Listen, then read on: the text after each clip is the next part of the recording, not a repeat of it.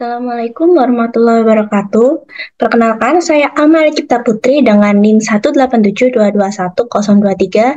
Di sini saya akan menjelaskan hasil resume saya terhadap sebuah artikel yang berjudul Kinetic-Based Machine Learning Approach for Text and Document Mining.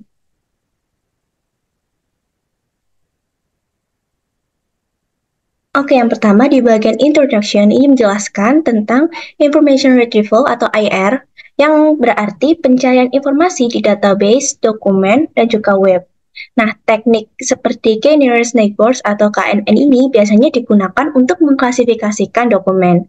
Walaupun kompleksitasnya ini cukup tinggi, tapi KNN ini memberikan akurasi yang cukup baik.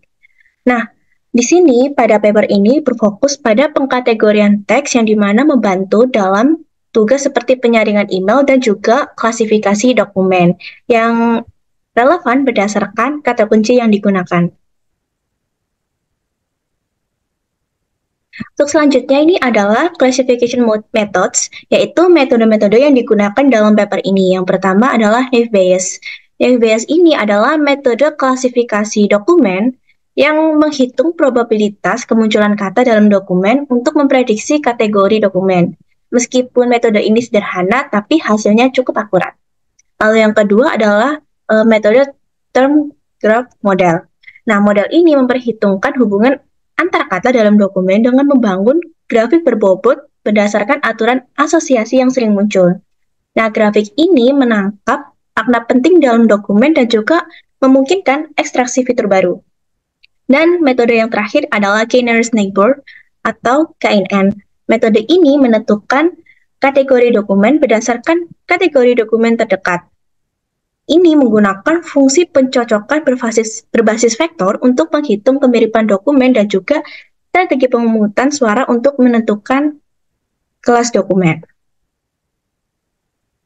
Nah, berikut ini adalah flowchart bagaimana melakukan text and document mining. Yang pertama ini adalah news articles yang digunakan untuk melakukan text and document mining. Nah, news article ini dibagi menjadi dua set. Yang pertama adalah training set dan juga test set atau testing set. Nah, untuk training set ini selanjutnya awalnya yang berupa HTML file dikonvert menjadi text file. Lalu selanjutnya menggunakan back of words algorithm untuk keyword ekstraksi keywordnya. Nah, setelah itu dibagi menjadi dua, yaitu pertama dilakukan case folding, lalu yang selanjutnya adalah stop word elimination. Setelah melakukan dua hal tersebut, barulah melakukan building untuk local dictionary-nya. Setelah itu, building untuk universal dictionary menggunakan TF-IDF algorithm. Nah, setelah building universal dictionary ini dibagi menjadi dua, yaitu pertama dimasukkan ke dalam universal dictionary storage, dan selanjutnya juga dibuat database untuk kategori. Nah, selain training set, ada juga bagian testing set. Jadi testing set ini sama seperti sebelumnya, untuk HTML filenya ini dikonversi menjadi text file, lalu melakukan building local dictionary dari dokumen tersebut menggunakan back of words algorithm. Setelah itu di-compare dan masuk ke dalam Universal Dictionary Storage. Nah, Universal Dictionary Storage ini dan juga database kategori yang sudah dibuat ini lalu diaplikasikan terhadap tiga metode klasifikasi yang sudah saya jelaskan sebelumnya. Yang pertama adalah mengaplikasikan KNN atau K-nearest neighbor untuk mengklasifikasi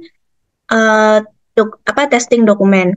Lalu yang selanjutnya adalah mengaplikasikan term graph model untuk memprediksi kategori dari testing dokumen tersebut. Dan yang terakhir adalah mengaplikasikan Naive Bayes algorithm untuk memprediksi kategori tersebut. Nah, setelah melakukan tiga metode klasifikasi tersebut, maka dihitung complexity dan juga comparing accuracy dari menggunakan algoritma tersebut. Nah, selanjutnya barulah menggunakan Information Retrieval Application atau IR application menggunakan Vector Space Model. Oke, setelah terdapat gambaran bagaimana melakukan text and document mining, maka selanjutnya adalah melakukan eksperimennya. Dan berikut ini adalah experimental results-nya. Yang pertama adalah penjelasan seputar dataset.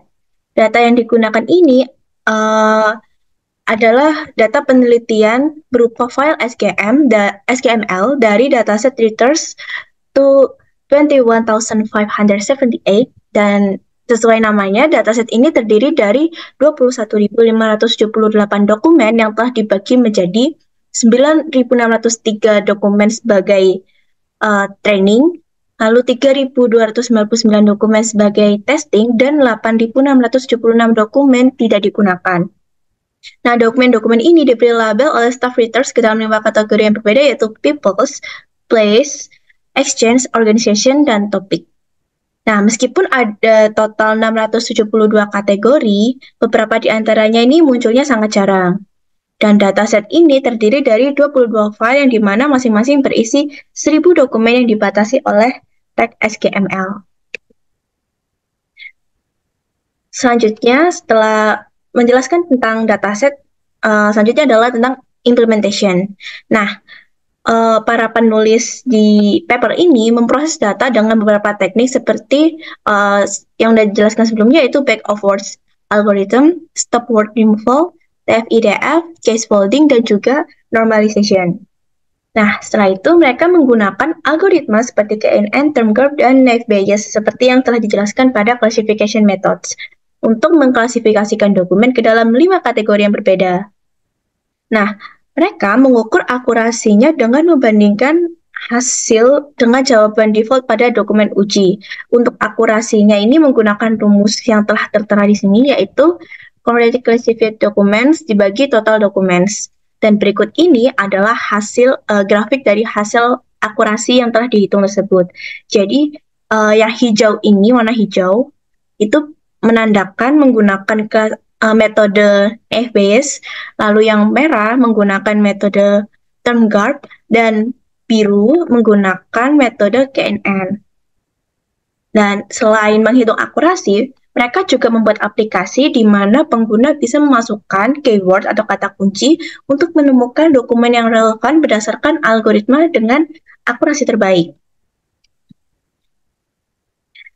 Dan results-nya, mereka membandingkan akurasi dari ketiga metode tersebut untuk klasifikasi teks dan dokumen dari artikel mereka dalam liter 21,578.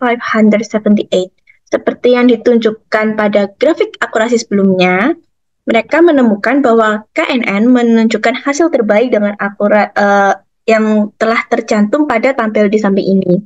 Jadi untuk kategori exchange, organization, people, topics, and places, di antara semua ini, yang paling besar jumlah akurasinya ada pada KNN.